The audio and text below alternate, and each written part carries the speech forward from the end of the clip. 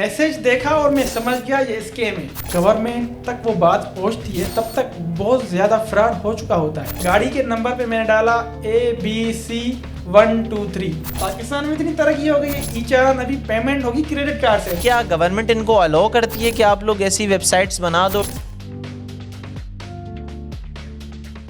अस्सलाम वालेकुम नाज़रीन, साया डिजिटल के साथ मैं हूं गुलाम रसूल। चंद रोज़ कबल एक एजेंसी है, पता नहीं क्या हम उसको एजेंसी बोल सकते हैं या आप उसको कोई कंपनी बोल सकते हैं, ऑर्गेनाइजेशन, जिन्होंने एक जो है वो मुहिम चलाई। और वो मुहिम ये थी कि वो पाकिस्तान के अंदर जितने भी रजिस्टर्ड नंबर है उन लोगों ने उस पर एक मैसेज किया। मैसेज क्या था वो आप मेरे सामने इस स्क्रीन पे देख सकते हैं। उसमें वो लिखा हुआ था कि आपकी जो मतलब आपका जो है वो ई चालान आ गया है और आपको ये जल्द अज जल्द पे करना पड़ेगा। अब आप उसको जैसे ही लिंक को, उसके नीचे एक लिंक थी, आप उस लिंक को जैसे ही नीचे क्लिक करते हैं उसके बाद फिर आपके पास एक वेबसाइट आ जाती थी जो कि उस पर लिखा हुआ था सिंध गवर्नमेंट और सिंध पुलिस से रिलेटेड कुछ चीज़ें थी उसके अंदर। तो फिर वो आपसे क्या मांगता है, फिर वो आपसे आपका CNIC मांगता है और जो आपकी अपनी गाड़ी है उसका नंबर मांगता है। अच्छा, हैरत की बात यह है कि ये नंबर जो है वो पाकिस्तान के तमाम नंबरों पे जो इस टाइम पे रजिस्टर्ड थे, आई डोंट नो कि जैज़ के अलावा जो सिम्स थी उनके पास वो मैसेज मौसूल हुआ या नहीं हुआ। मेरे पास मौसूल हुआ, मेरे काफ़ी सारे दोस्तों के पास ये हुआ। तो हमें तो चूँकि हम टेक्निकल बैकग्राउंड से आते हैं, हमें इन चीज़ों का पता है कि ये फ़िशिंग इसको आप बोलते हो।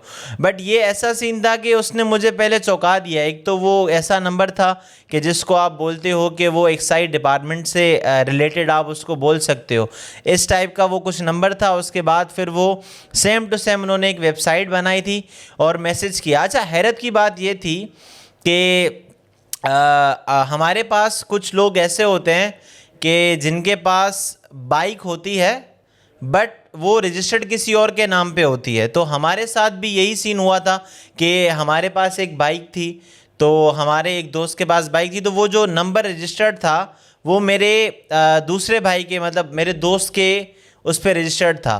तो मसला ये आ रहा था कि अब मेरे पास अपनी ज़ाती कोई बाइक नहीं है। मैं एक कराची का शहरी हूँ, मैं बसों में सफ़र करता हूँ, मैं रोज़ाना की वो तकलीफ़ें देखता हूँ कि हमें बसों के लिए 20-20, 25-25 मिनट खड़ा होना पड़ता है। मेरे पास कोई अपनी ज़ाती मोटरसाइकिल या कार नहीं है, ठीक है। तो वो मेरे पास जैसे मौसूल हुआ तो मैंने उसको देखा, मैंने उस लिंक को ओपन किया, फिर उसको मैंने जैसे आपको बताया कि उन्होंने हमसे CNIC मांगा और उसके बाद मोबाइल वो जो आपकी नंबर होता है गाड़ी का वो मांगा। अब मेरे पास तो नहीं थी इसलिए मैंने नहीं डाला। बट फिर मेरा एक दोस्त है जो कि आज हमारे साथ भी है, फैज़ान अली, जो कि IT के अंदर जो है वो ये बहुत अच्छे एक वेब डेवलपर के साथ साथ एक बहुत अच्छे टेक्निकल बैकग्राउंड से आते हैं, जो कि टेक्नोलॉजीज़ की जितनी भी चीज़ें होती हैं वो उससे ये अप टू डेट रहते हैं। तो इन्होंने मुझे बोला कि यार ये मेरे पास भी आया था बट मैंने जो है वो, मेरे पास भी बाइक नहीं है, तो मेरे पास आया और मुझे इसने बताया सारा डिटेल करके कि ये वो लोग आपका डेटा कलेक्ट कर रहे थे। क्या कर रहे थे? डेटा कलेक्ट, जिसको आप साइबर की ज़बान में बोलते हो फ़िशिंग।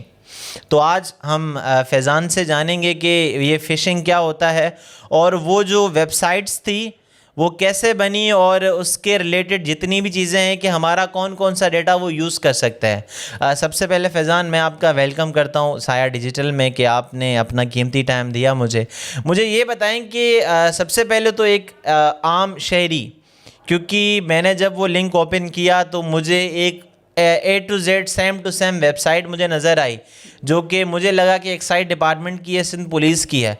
तो इसके बारे में मुझे बताएं कि ये वेबसाइट्स क्या गवर्नमेंट इनको अलाउ करती है कि आप लोग ऐसी वेबसाइट्स बना दो, डोमेन बना दो? बहुत शुक्रिया साया डिजिटल टीम का। तो आपने जो सवाल पूछे हैं ना, उसमें दो सवाल हैं। एक है गवर्नमेंट अलाउ करती है या नहीं करती, और दूसरी है फ़िशिंग क्या है। तो मैं पहले बात करना चाहूँगा फ़िशिंग पे। तो फ़िशिंग जो होती है वेबसाइट्स, वो एज रियल वेबसाइट की तरह उसकी UI डिज़ाइन बिल्कुल सेम होती है। अच्छा।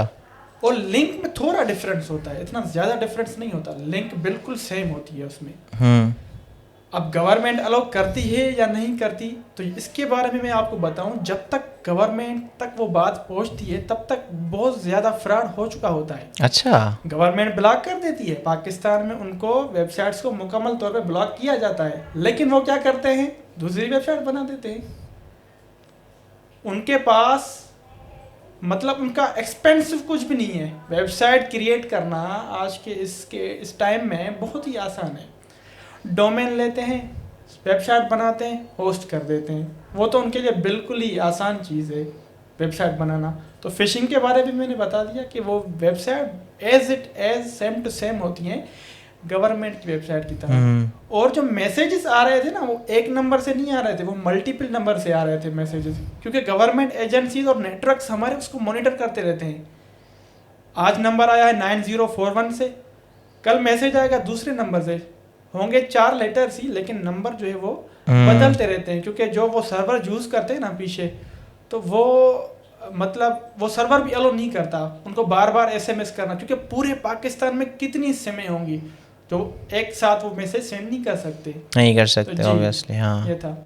तो मुझे ये बताएं कि अब जैसे मेरे पास बाइक नहीं है, ठीक है, अब मैंने फॉर एग्ज़ाम्पल मेरे पास अभी एक बाइक है, आप मुझे अज्यूम कर लें, और मैंने उस लिंक को ओपन किया और मैंने उसमें सारी की सारी अपनी जो उसने 2 डिटेल्स मांगी थी मैंने वो उसको दे दी।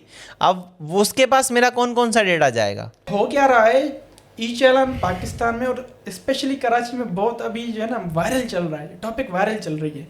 तो साइट मैसेज पे जैसे ही हम क्लिक करते हैं लिंक ओपन हो जाती है, बिल्कुल सेम टू सेम वेबसाइट होती है, ऊपर लिखा होता है सिंध पुलिस वगैरह, नीचे फॉर्म आ जाता है। तो मेरे पास भी मैसेज आया, तो मैंने उस पर जब जैसे ही क्लिक किया तो मेरे पास 2 फील्ड्स आ गई, एक CNIC और व्हीकल। तो मैंने ऐसे ही ऑन कर दी वेबसाइट को। पहले तो मैंने मैसेज देखा, मुझे पता चल गया कि ये स्कैम वेबसाइट है। मैं बताऊंगा जी मैं कैसे मालूम कर लेता हूँ। और उसके बाद जैसे ही मैंने उस पर वेबसाइट पे क्लिक किया, वेबसाइट मेरी ओपन हो चुकी है। अभी मैं देख रहा हूँ CNIC मांग रहे हैं और उसके बाद हमसे मांग रहे हैं व्हीकल नंबर जो तो मेरे पास तो कोई भी गाड़ी नहीं है, मेरे नाम पे कोई गाड़ी रजिस्टर्ड ही नहीं है। तो मैंने CNIC डाला और गाड़ी के नंबर पे मैंने डाला ABC 123, इंटर किया, एक न्यू पेज ओपन हो गया। भाई आपकी गाड़ी पे 1500 रुपए का चालान है। मैंने कहा मेरी तो गाड़ी नहीं है, मैंने नंबर ही डमी डाला हुआ है। हाँ। ये चालान कैसे? उन्होंने कहा भाई रात 12 बजे का टाइम है, आप देख लें, 750 रुपये पे करने हैं आपको, 50% डिस्काउंट दे रहे हैं। मैंने सोचा वाह यार क्या बात है। नीचे थोड़ा गया, डिटेल्स मांगी, थोड़ी डिटेल्स मांगी, भाई आपका नाम, फ़ोन नंबर, ईमेल एड्रेस मांगे, मैंने दे दिए, डमी डाले, मैंने पर्सनल कोई भी इंफॉर्मेशन नहीं डाली। और मैं बता रहा हूँ यूजर्स को, कभी भी ऑफिशियल डिटेल्स आपने नहीं डालनी होती है। नीचे किया, अभी मांग रहा है क्रेडिट कार्ड। अच्छा, वाह यार पाकिस्तान में इतनी तरक्की हो गई है, ई चालान अभी पेमेंट होगी क्रेडिट कार्ड से, ना इजी पैसा, ना जेज कैश, ना किसी भी बैंक से, अभी डायरेक्ट पेमेंट करता होगी क्रेडिट कार्ड से। तो क्रेडिट कार्ड का जो पेमेंट गेटवे होता है, जहाँ से पेमेंट करती है ना, तो वो थोड़ा सिक्योर होता है, उसके नीचे कुछ लिखा होता है, चेकआउट वगैरह, ऊपर मास्टर कार्ड के लोगोज होते हैं। तो इन्होंने ऐसे ही ठोका हुआ था। अच्छा, हाँ, मैंने चलो डमी कार्ड डाल दिया, 1 2 3 4 5 6 7 नंबर कार्ड, क्रेडिट कार्ड डाल दिया, अपना जो नाम डाला, जॉय डू, कुछ भी डाल लेते हैं ना। उसके बाद एक्सपायरी डेट मांग लेता है। मैंने कहा एक्सपायरी डेट मैंने 11/11 डाल दी, तो बोल रहा था कि एक्सपायरी डेट जो है ना वो 2026 से ज़्यादा क्यों नहीं चाहिए, ना, ये तो वो ऑब्वियसली बात है। CVC कोड जो सिक्योरिटी कोड होता है वो डाला, 1 2 3 एंटर किया, पेमेंट हो गई सक्सेसफुल। वहाँ पे एक एरर शो हो रहा है, पेमेंट सक्सेस दिखाई नहीं रहा, वहाँ पे एरर दे रहा है कि भाई आप दूसरा कार्ड ट्राई करें। अच्छा, यहाँ पे हो रही है ट्रिक, आपका ऑफिशियल कार्ड जो है एक बार वहाँ पे सेव हो चुका है। अगर कोई बंदा ऐसा होगा जिसको टेक्निकल माइंड नहीं है, वो तो फंस गया ना, फंस गया वो, उसने पहले अपना एक कार्ड डाल दिया है, अभी कार्ड का आ गया है एरर, अभी दूसरा कार्ड डालेगा तो वो दूसरा कार्ड भी उनके पास सेव हो जाता है। वाह।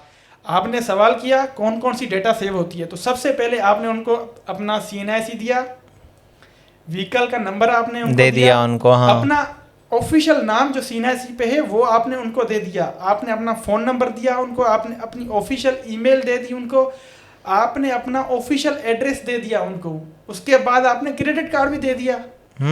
आपकी सारी की सारी चीजें तो अभी उनके पास है, हाँ, सारा का सारा डिटेल कर सकता है। चले मान लें आपने क्रेडिट कार्ड ऑफिशियल डाल दिया, उसके बाद क्या होगा? उसके बाद पेमेंट कट हो जाएगी। अच्छा, कोई ऐसा केस हुआ है आपकी नज़र में? क्योंकि ये बहुत सारे केसेस थे, आपने कहीं पे कुछ देखा हो, कुछ सोशल मीडिया पे कोई इसकी और वीडियोस आपने कुछ देखी है इसकी? कुछ सोशल मीडिया पे अभी इतनी ज़्यादा वीडियोस और केसेस यहाँ पे हमारे पास आए नहीं है। अच्छा। हाँ, कुछ आए हैं लेकिन कम है। आप अगर 2-3 दिन वेट करेंगे ना, आप देखेंगे कराची पुलिस खुद नोटिफिकेशन दिखाएगी कि भाई ये इस चीज़ों पे क्लिक ना करें।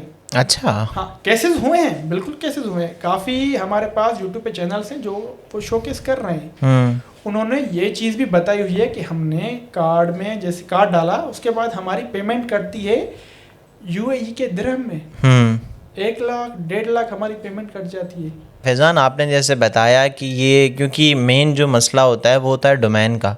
अब जैसे मैंने उसको ओपन किया तो मुझे वो गवर्नमेंट का कुछ आइकन वगैरह वो शो हो रहा था वेबसाइट पे। हाँ। एक तो ये चीज़ होती है, दूसरा ये होता है कि ये A to Z जब ये वेबसाइट या ये जब डोमेन रजिस्टर करते हैं तो इनको कोई रिस्ट्रिक्शंस जो हमारी कंपनीज होती हैं जो डोमेन वगैरह देती है वो नहीं लेती इनसे, कि अगर वो गवर्नमेंट की कुछ चीज़ ले रहा है हाँ। तो फिर हम उसको, क्योंकि मैंने जहाँ तक सुना है कि जब आप किसी भी यूनिवर्सिटी का आप जब लेते हैं तो आपको पता नहीं कितना वो मेहनत करनी पड़ती है वो सिर्फ डोमेन लेने में। जी। तो ये तो गवर्नमेंट का ले रहा है, तो इसमें क्या? मैंने मैसेज देखा और मैं समझ गया ये स्कैम है। अच्छा, तो ये इससे रिलेटेड है जो अभी आपने हाँ वो क्योंकि URL सेम है। तो जो वेबसाइट की URL होती है ना, अगर गवर्नमेंट की URL होगी ना तो उसमें होगा लास्ट में .gov.pk जो गवर्नमेंट ऑफ पाकिस्तान का डोमेन है। अगर ऑफिशियल गवर्नमेंट की वेबसाइट है कोई भी तो उसके लास्ट में ये वाली एक्सटेंशन होती है। अगर गवर्नमेंट ऑफ सिंध है तो उसका जो डोमेन होता है एक्सटेंशन वो होता है gos.pk। सही। और ये कोई भी नॉर्मल यूजर रजिस्टर नहीं करवा सकता। अच्छा, ये सिर्फ और सिर्फ गवर्नमेंट की बॉडीज रजिस्टर करवा सकती हैं, गवर्नमेंट के ऑफिशियल्स रजिस्टर करवा सकते हैं। बाकी जो ये स्कैमर्स कर रहे हैं ना, वो स्कैमर्स थर्ड पार्टी डोमेन्स ले रहे हैं। अभी जो स्क्रीनशॉट हमने लगाया SMS का, उसकी एक्सटेंशन थी .cc। एक तो .cc थी और दूसरा उसका था .cc और @ था, पता नहीं क्या कुछ था। मेरे पास जो है वो है .opk। जी, ये देखें ना, .opk। उनके पास अभी मल्टीपल डोमेन है। OPK हो गया, CC हो गया, XYZ हो गया। वो TLD domain, top level domain use नहीं कर रहे। टॉप लेवल डोमेन कौन कौन सी चीजें होती हैं? .com, .org, .ai, .pk। तो ये TLD डोमेन्स हैं जो कि वो यूज नहीं कर रहे, वो थर्ड पार्टी डोमेन्स यूज कर रहे हैं। OPK क्या है, किसको याद रहता है? .cc क्या है? तो ये चीज़ें थर्ड पार्टी डोमेन्स हैं जो कि तकरीबन 1500 रुपये 2000 रुपये पे मिल जाती है बंदे को के लिए। तो ये फ्रॉड करते हैं और चल बसते हैं। अच्छा फैज़ान, ये बताएं कि वेबसाइट्स का हमने बात की, एक तो हमने डोमेन की बात की जी। ये वेबसाइट्स आजकल मैंने देखा है कि AI के ज़रिए बिल्कुल जल्दी बन रही है। तो इसका क्या सीन है? पहले स्कीमर्स करते थे डेवलपर्स को हायर। अच्छा, हाँ, तो पूरी टीम बनती थी भाई, चले स्कैम करते, 5, 6, 7, 8 लोग होते थे टीम में, स्कैम करते थे। आजकल तो AI आ गया भाई, हर चीज में आसानी हो गई। AI आ गया, वॉइस जनरेट करवानी है AI आ गया, वीडियोस बनवानी है AI आ गया, इमेजेस बनवानी है AI आ गया। तो हमारे पास कोडिंग के लिए भी AI आ चुके हैं। तो आपको जाना क्या है, गवर्नमेंट ऑफ सिंध की जो चालान वाली वेबसाइट है उस पर जाना है, स्क्रीनशॉट लेना है और किसी भी AI टूल पे जाना है, आप उसको स्क्रीनशॉट पेस्ट कर दें, बोल दीजिए भाई मुझे वेबसाइट बना के दो, बना के दे देगा वो। 5 मिनट में आपको वेबसाइट रेडी हो जाएगी। वाह, वेबसाइट रेडी हो जाती है। लेकिन जो डेवलपर माइंडेड बंदा होता है ना, वही उसको चला मेहनत करता है, उसमें अपनी सिक्योरिटी देखता है ना, कहीं भी पकड़ा ना जाऊं। उसके बाद डेटाबेस होता है जिसमें जो भी डेटा पुट होती है ना वो डेटा सेव होती है, बाद में सेल होती है, लोगों को स्कैम किया जाता है, कॉल की जाती है, आपका जो है वो आपको बेनजीर के पैसे आए, TCS पार्सल आया है, आपकी ये चीजें आई हैं, वो स्कैम के लिए यूज होती हैं बाद में।